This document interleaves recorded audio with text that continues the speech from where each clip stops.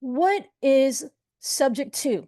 I have a lot of people asking me this in the real estate world, whether you're a real estate agent or an investor. So let me break it down to you.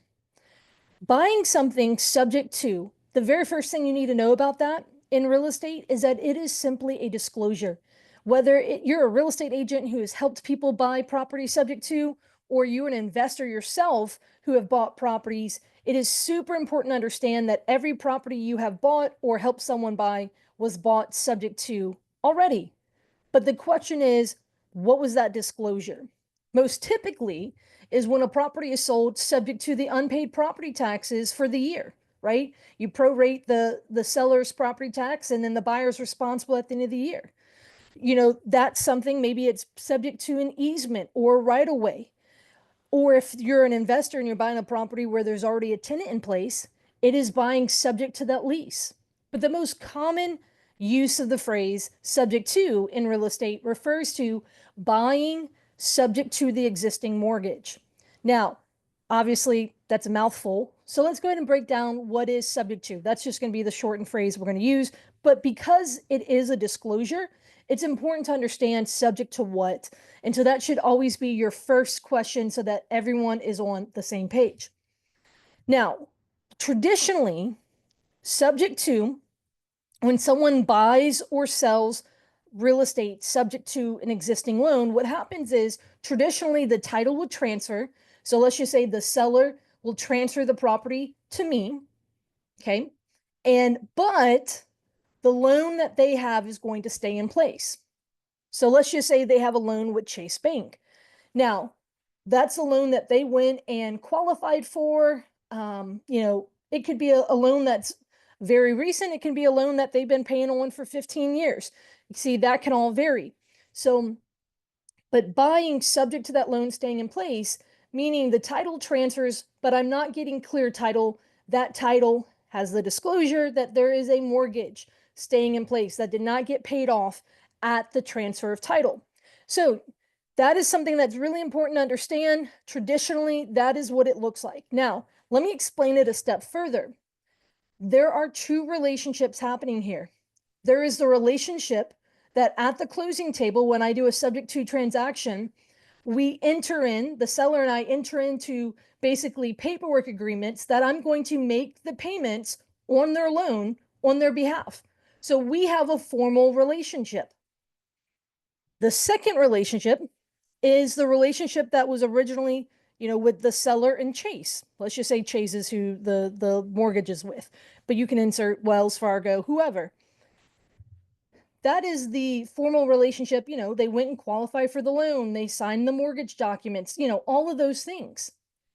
Those are the two relationships that exist. There is not a third relationship where I go create a formal relationship with Chase. That is not what is happening here. I may have paperwork that allows me to talk to Chase on behalf of the seller, but there's no formal relationship. And so it's really important to understand that the relationship with the bank is with the seller, the responsibility and the obligation is with the seller, and then my relationship is with the seller. And again, we have the formal paperwork showcasing that. And so an assumption is not the same as a subject to purchase. The reason why is an assumption would be I would go create a formal relationship with Chase. I would bring my W-2, my tax returns, my credit score, all those things, and go qualify for the loan and work on assuming that loan. That is not what a subject to deal is. A subject to deal, again, is an agreement with me and the seller, not me going and getting the bank's approval to assume the loan. So that's also really important. Probably one of the most common misconceptions is that this is an assumption. It is not. So it is important to understand with the subject to deal. You may be saying, Courtney, how the heck can someone buy a property? The seller sells it to you, but you don't pay off the loan. Great point. Number one, it can be done. And then number two, it is not illegal. So let's break that down. On the federal level, there is something called the HUD-1 settlement statement. And so HUD, which is a division of the government, the federal government, has a settlement statement, which is basically all the plus and minuses, all the different line items to settle up when someone sells a piece of real estate, you have the seller side and you have the buyer side, and that's where they're doing all the math to figure out where the money is going. If you've ever bought a piece of real estate, or if you've been in real estate for more than 1 minute and gone to a closing, you're familiar with the settlement statement. Well, on the HUD-1, there are two different lines, lines 203 and 503, that state that basically that, on the seller side and the buyer side of mortgages taken subject to. I did not call HUD and ask them to go and change that for me overnight. No, that's been there for a while. Speaking of, subject to transactions are not new, although they are currently popular, right? Like, I can acknowledge that in the real estate world right now, subject to transactions are very popular, does not mean that they're new. They've been around for decades. The earliest I know of is in the 60s and 70s. So they've been around for, at this point, 50, 60 years.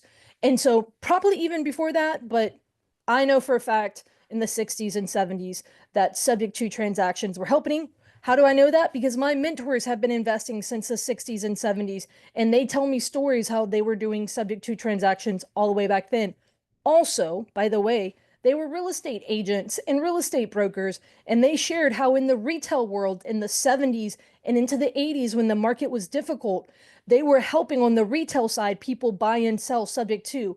It was very common back then, not just in the investing world. But ultimately, you can absolutely sell a property subject to. But it's important to understand, and I'm going to be very clear with this, is that subject to is not for all sellers, but it also is not for, I believe, it's not for all buyers. There's a lot of moving parts to it, navigating it and, really operating it correctly. And so it's important to understand that there are risk and benefits for both parties, for both sellers and the buyers. And so it's important, dare I even say that there's risk and benefits for lenders as well. Maybe they don't, people say, oh, how is there a benefit to them? Well, maybe this is a difficult property. Usually those situations happen. And so keep in mind that this is not an option that I believe all sellers should take. And in the same breath, I say for buyers that not all buyers should consider buying properties subject to the loan, one, for the moving parts, but also for the risk. Sure, there are some benefits there, but it's important. We as real estate investors should understand the risk and mitigate, right? And make decisions based off of risk. But then it's also important, Brene Brown says to be clear is to be kind. I also believe it's important that sellers should be educated on the risk as well as the benefits. And so that is where part of the reason why I'm making content is I believe that it's important to share the good and the bad and the ugly. So I think that's important.